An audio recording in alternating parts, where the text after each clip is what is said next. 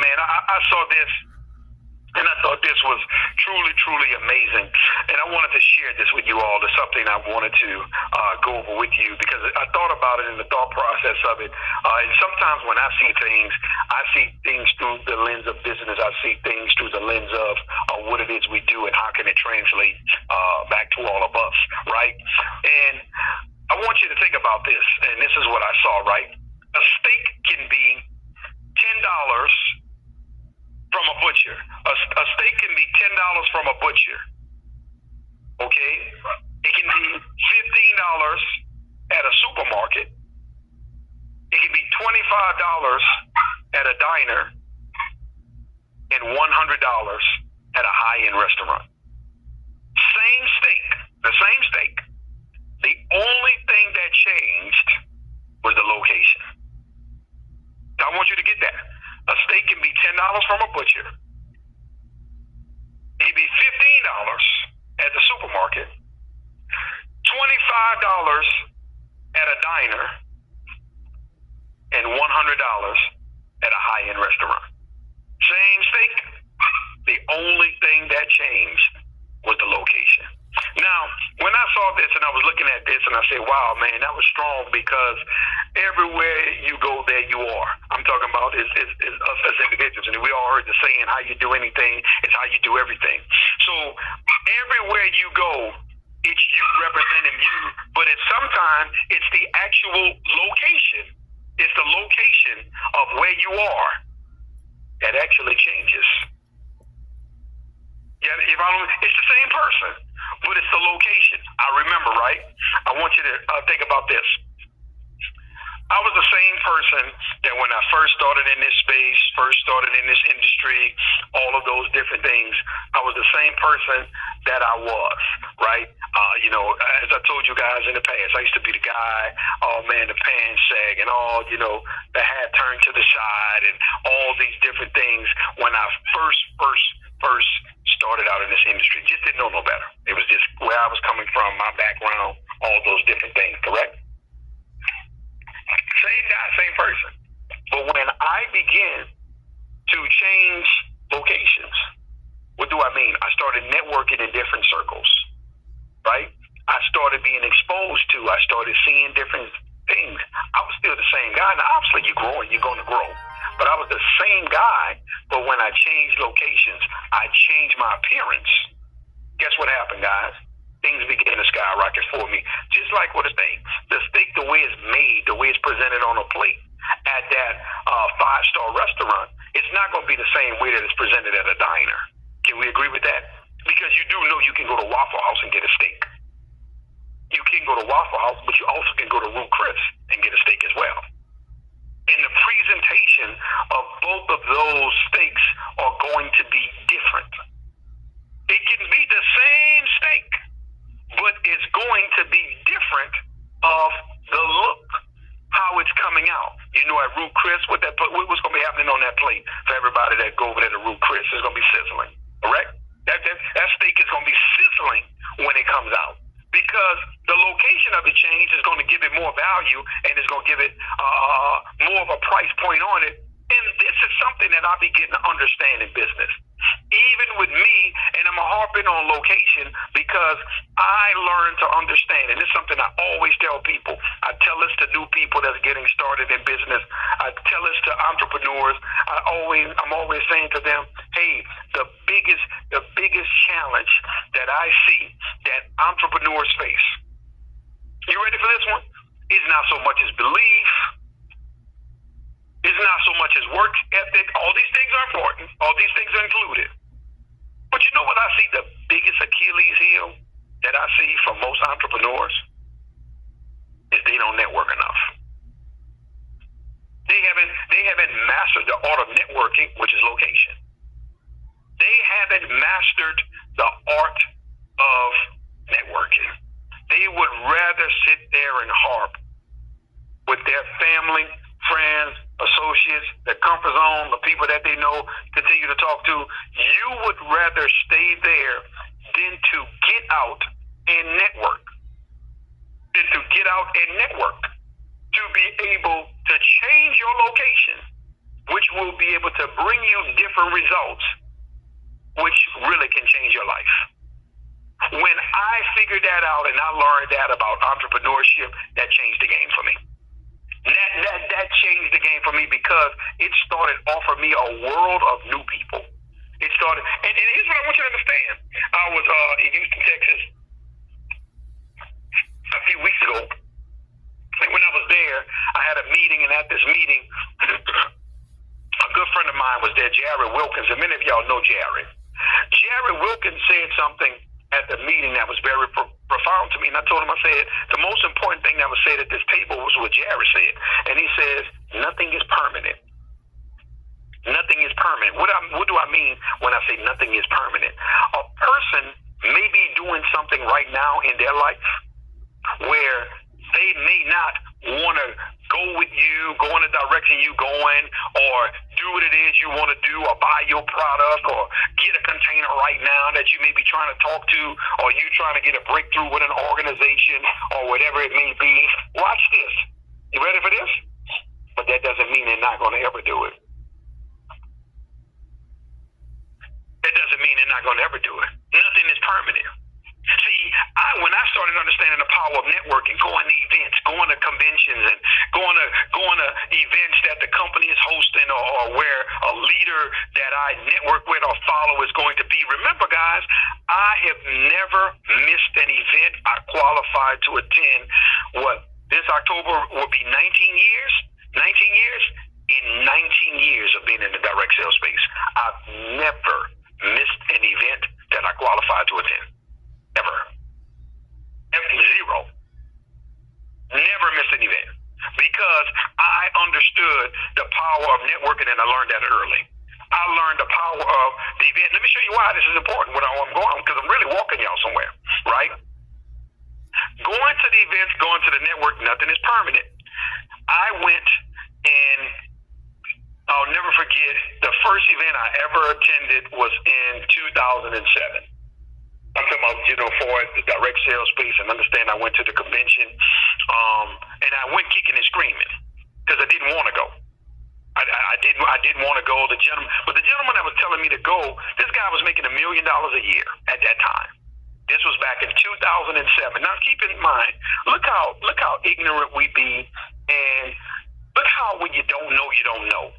This guy's making $1 million a year. I'm not, and I'm telling him why I don't need to go. This is what I'm talking to the guy. I'm literally telling him, oh, man, I don't need to do that. Man, I'm going to be I got presentations set up. I don't want to be missing my money making. And keep in mind, I'm making, at this time, I'm probably making a couple of bucks a week. Maybe at that point, I probably was making $1,500, $2,000 a week at the time, something small starting out, getting going in the industry, not making any big noise. I probably was doing anywhere at that time, maybe $7,000 to $10,000 a month, possibly, right? I'm telling him why I don't need to go, though. Remember, he's making $1 million a year. So that means he's making over $80,000 a month at the time, but I'm telling him why I don't need to go. And he's sitting there smiling, he's laughing at me as we're talking, because he's finding it funny that I'm telling him why I don't want to change locations. Why I don't want to become $100 steak. I'm still a steak at the diner. And I'm still the steak coming from the butcher. But the man is telling me how to become $100 steak. So what I'm doing is I'm telling him, hey man, listen, I don't need to be there. I don't need to go. He said, Damon, and I never forget. He said one thing that changed everything. He said, leaders will be at the convention. He said, do what you want. You can be whoever you want. He said, but leaders are going to be at the convention. That was his words. And I was like, damn, am I a leader? Like, remember, I'm new. So guys, then at that point, I said, man, I'm going. And I told a few people to come with me. I was like, let's go. And I'll never forget. And I will never forget. I walked into registration. This wasn't even an event yet. I went into registration. And when I tell you, it was electric. It It was, when I tell you, I'm talking about, man, chills was on my body, running down my spine, just walking through the building. Because I'll never forget, it was at the Edward Jones Dome in St. Louis. I'm talking about, man, the building was beautiful, the way it was decorated. And I remember that night, there was a pep rally that they had. They had a pep rally that night. And I'm telling you, the place was, they probably had 10,000 people at the pep rally. People were on the stage, man, they dancing, music, and I'm just looking, I'm like, man, what is this? What's going on? Now, here's where I'm going with this. There's several things I'm about to show you. Changing locations. For the life of me, I could never understand why, when I would always go to an event, I was excited. Why it felt electric to me. It felt good. It felt amazing seeing all the people. Then I started understanding vibrations. I started understanding, no, Demond, you got to understand, when you go to certain events and you're in certain rooms, the vibrations are high. That's what you're feeling. So it's not that you're just being emotional. It's actually raising your vibration. That's why people used to always say, I hear people say, hey, man, for you to experience it, you got to actually be there. It's like me trying to give you a haircut over the phone. It's like you got to be there. You got to be in the building. You got to be in the mix to actually feel it. That's what I started. That's what I was like, oh, that's what it is. And I was wondering why, when I would go to different events, change my location, look to become $100 steak, right? What would take place is now things would explode for me. Because not only do you have the knowledge, you have the energy and the vibrations that you're actually getting from being in the right rooms. So now I started understanding. That's what this is. So now when I started going to meetings, now I got leaders that we off to the side. This is where I started learning, a lot of the stuff that I started getting was the side meetings now. So not only are you getting the stuff on the stage, you're seeing the big people on the stage, but now I'm seeing, it's these side meetings in the hallways and the side meetings, in the lobbies, and you're talking to all these leaders, and you're having these conversations, and people are challenging your thoughts, and you got to know what you're talking about. You just can't be saying anything, and all this kind of stuff is going on. It started sharpening my axe. Because guess what I started realizing? You better be careful. You're going to just be opening your mouth talking in some of these circles because they're challenging you. Well, how can you say that? Have you done that before? Have you done the work? Well, why is that your philosophy? Why do you think this way? And you be looking like, oh my goodness, you better know what you're talking about. Or you better be quiet. Because if you think you're going to just be one of these persons who's going to be able to run your mouth and you haven't done what the people in the circle are doing, then now what it's going to do is put you. So I started learning all this. I started sharpening my axe. I started learning how to talk to people. I started learning what they look for. Guys, I want to share something with you, right? Where so much I'm pulling out of this. I want you to understand something. This is how I learned how to actually prospect, and when you go after the big whales, when I say the big whales, all the heavy hitters in the industry, some of the names and different things y'all know, I started understanding, this is how you prospect these type of people. Okay, I got it. They're not just going to move or get excited because you called them and asked them to join the business. That's why I laugh at people when you want to send David Ibeniti or Coach Stormy or Jared, you think you're going to recruit them from a text. You think you can send them a text to get on your company Zoom and they're going to do it. You think you can have a conversation with them and they're going to just jump in your business. It doesn't work that way. Those type of people, in order for them to for you to get there or get on their radar, you have to get their attention. You have to get their attention. Literally. You're literally going to have to get their attention. They're going to have to come to you. You're going to have to get out there, lead the charge, produce, put the numbers up. That's the only thing that they understand. They don't understand anything else. So anybody when you're trying to go after these names that y'all see in the industry, I'm giving you some pointers. I promise you I'm helping you out. You are fooling yourself if you think you're going after these people and you're going to get their attention and you haven't went put numbers up on the board. You are fooling yourself. You are wasting your time. In fact, they see it as disrespectful that you would be coming for them, trying to leverage them, right?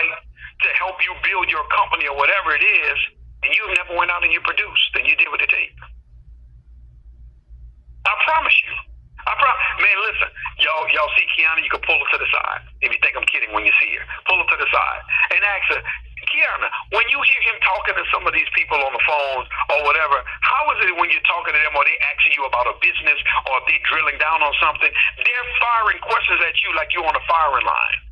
I'm talking about it's like they got a machine gun in their hand. And you answer the first question, they just ask you, they're already on another question that they ask you and this and another one and another one and another one. It's like they're challenging your thought, and you better be able to know what you're talking about. And you got to be able to survive that gauntlet for you to even be able to get their attention. I remember there were people, right, that was going after Romacio Fulcher. Y'all, the California kid, some of y'all know him. He's done an event. He spoke at our events before. Y'all, there's many of you all out there, y'all know Romacio. Romacio came and I'll never forget Romacio when he was there, when he came, he was a free agent at one point. This was years ago. He was a free agent. Everybody was trying to get Romacio because Romacio is somebody in the direct sales space. He made it happen. He really did some things. That's really where he made his name at. And people were clamoring for him. And I remember that the company I was at, when we was at a company called LlVE, we were the master distributors over there. And I remember him and they're going to come to you. He heard of the noise we was making. He came to me. And if y'all remember, his brother was with us, Ramon Fulcher. And when he was asking questions, it was like being in a line of fire. And I'm answering everything that he want to answer. And I'm talking about you got on the plane, we went meet with the owner of the company, all these different things, all these things that happened. The only reason why Romacio didn't come because I left. But the point that I'm making was I understood what it took to be able to bring these wheels to the table because I understood the power of changing my location. I understood the power of changing my look. I understood the power of being in the room. See, that's when I understood you can't afford not to be in the room. Because what you're looking to do, a lot of times the right people are there. Remember, nothing is permanent. It may not be at that time, but it will come. So watch this. I'm really still going somewhere. I'm walking you down the road to show you how this works. Guys, do you realize right now, Donnie and Glenda Howard, we're doing business together. At that time when I met them, we wasn't doing business together. They was on a different team. I was on a different team. We were not doing business together. Nothing is permanent. That doesn't mean we weren't going to do business in the future, though. And look at us now. Eric 50K Jackson. Met him as well. We weren't doing business together. Nothing is permanent. Look at us now. Alex Council. We weren't doing business together when I met him. We knew each other for years, and we were not doing business together. Look at us now. See, I'm showing you. Remember, I told you the only thing that prevents manipulation is validation. Look at David and Tamika Rush. We weren't doing business together. Look at us now. See, guys, when I'm telling you, you guys don't wrap your mind around the power of networking. I'm looking at my man. I see why I got to call him my man, Jonathan Green. My man, Jonathan Green, is on the line this morning, right? Dial in from the West Coast. Here's another one with Real Cantor and John from the West Coast that dial in. Jonathan be on this call every single Friday. Jonathan and I met. We weren't doing business together. In fact, Jonathan was like, man, who this guy is and all this. But we met in the same circle, right? And look at us now. Not only that, but no, listen, the thing about Jonathan, he's been a supporter ever since. Jonathan is pretty much at all events. He's not even in the business right now with us, but he's at every event that we pretty much do in terms of when we're doing Pinnacle and the E3 Summit and all the stuff we did. He's been in the building.